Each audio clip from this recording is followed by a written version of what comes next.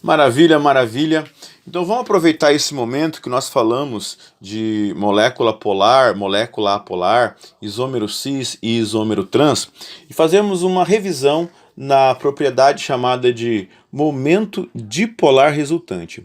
Essa propriedade ela é muito importante em química porque você analisa a molécula e você pode prever a sua solubilidade, você pode prever também o seu ponto de fusão e de ebulição, como que ele é. Perfeito? Bom, então a primeira coisa é você fazer uma setinha que parte do elemento menos eletronegativo para o elemento mais eletronegativo. Essa propriedade você encontra nas tabelas periódicas. Perfeito? Bom, então o carbono ele é um elemento menos eletronegativo do que o cloro. Então aqui eu tenho uma setinha partindo do carbono para o cloro. Aqui eu tenho uma outra setinha partindo do carbono para o cloro. Então temos aqui o cis 1,2 de cloroeteno. Perfeito?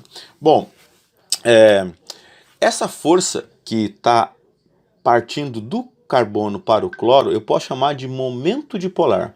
É um vetor, tá? Vetores em cálculo, eles têm sentido, intensidade e direção. E os cálculos deles são bem complexos, mas nesse caso não será. Faremos um cálculo muito simples. E do outro lado, nós temos outro vetor com a mesma intensidade, com a mesma força, com a mesma direção, saindo do carbono para o cloro. Perfeito? Agora eu pergunto para você. A soma do vetor μ1 e do vetor μ2, tá? Do momento dipolar 1 e do momento dipolar 2, vai nos dar um momento dipolar resultante. O que eu quero saber é, essa soma ela será igual a zero? Uma força está neutralizando a outra? Ou ela será diferente de zero, será maior do que zero? Eu vou ter uma resultante que é a soma dessas duas e ela vai ser positiva. O que você acha? Por analogia, vamos imaginar o seguinte: um barco sendo puxado por duas pessoas nessas direções aqui, mas com a mesma intensidade.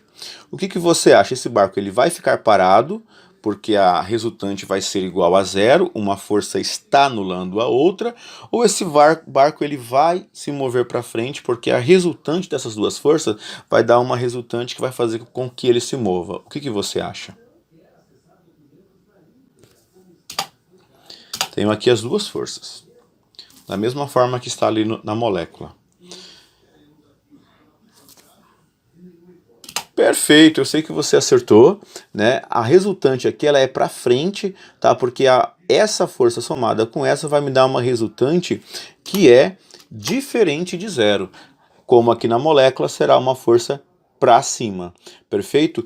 Toda vez que a soma dos vetores momento dipolar te der um momento dipolar resultante diferente de zero, maior do que zero, essa molécula ela é uma molécula polar. Se essa molécula é uma molécula polar, nós podemos falar, por exemplo, sobre a solubilidade dessa molécula. Como a água também é uma molécula polar, então essa molécula que é polar, ela tem uma tendência a se dissolver na água, perfeito? E outra coisa que também acontece é que a força que vai ligar uma molécula na outra, nós chamamos isso de forças intermoleculares, e nesse caso nós temos três forças intermoleculares. O dipolo induzido, que é a mais fraquinha delas, o dipolo permanente, que é bem intensa, é uma das mais fortes, e a mais forte de todas, que é a ligação de hidrogênio, que é um tipo de dipolo permanente mais intenso ainda.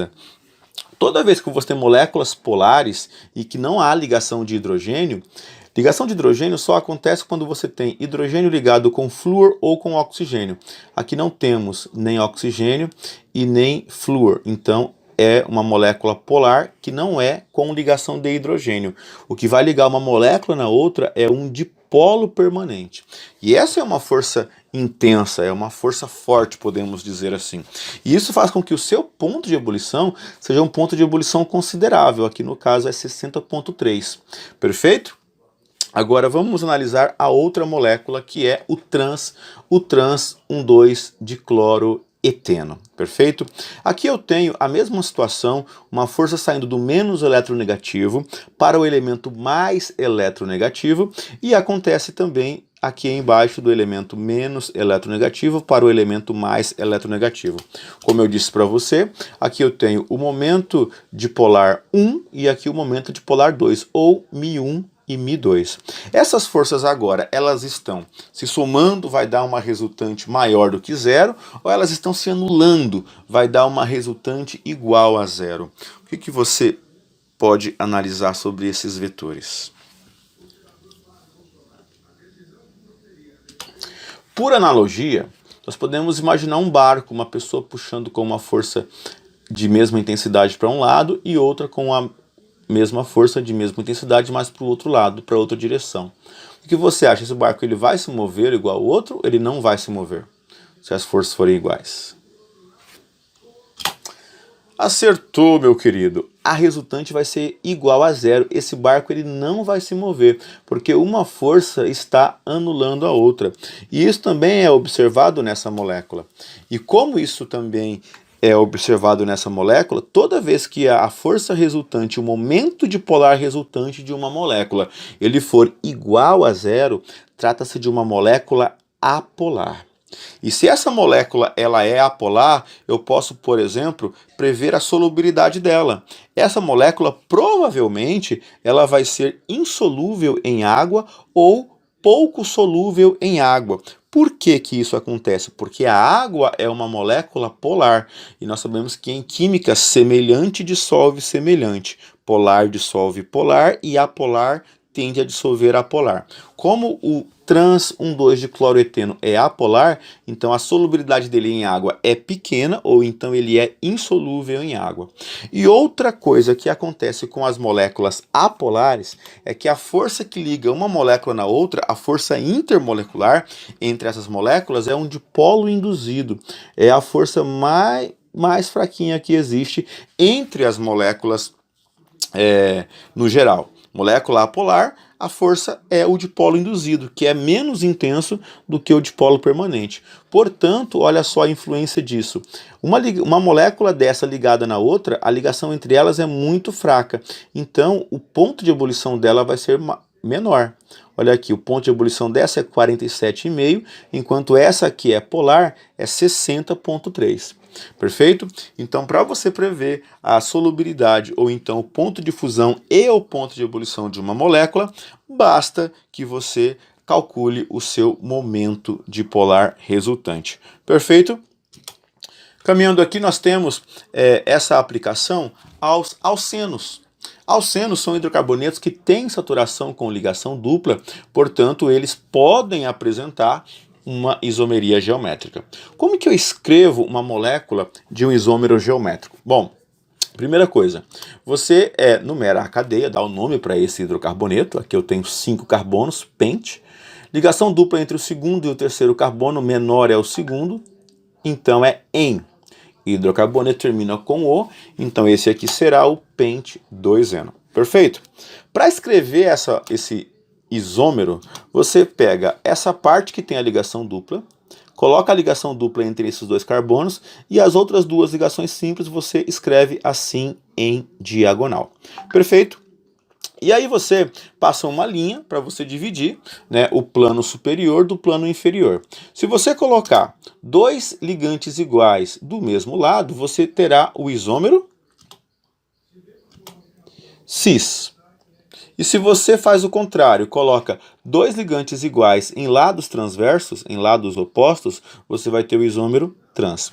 Então aqui nós temos o cis pente 2eno, porque os dois ligantes iguais estão do mesmo lado, do mesmo plano, e do outro nós temos o trans pente 2eno, porque os dois ligantes iguais estão em lados transversos, em lados opostos. Então, o que eu posso prever dessas moléculas? Se esse aqui é cis, é porque o momento dipolar resultante dele vai dar diferente de zero.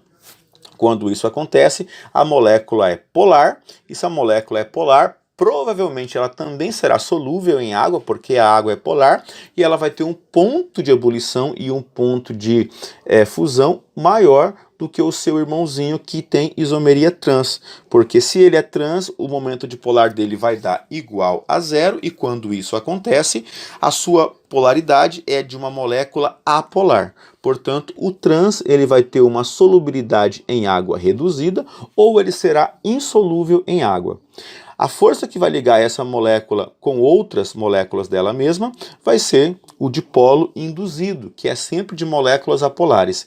E aqui vai ser o dipolo permanente, que é de moléculas polares. Ou ligação de hidrogênio, se você tiver, no caso, átomos de flúor, hidrogênio ou oxigênio ligados, flúor ligado com hidrogênio, ou oxigênio ligado com hidrogênio, ou até o nitrogênio ligado com hidrogênio. Tá? Então, se você achou difícil esse conteúdo, eu sei que ele pode ser difícil para algumas pessoas, então pausa o vídeo, dá uma revisada, rever quantas vezes você achar necessário. Perfeito?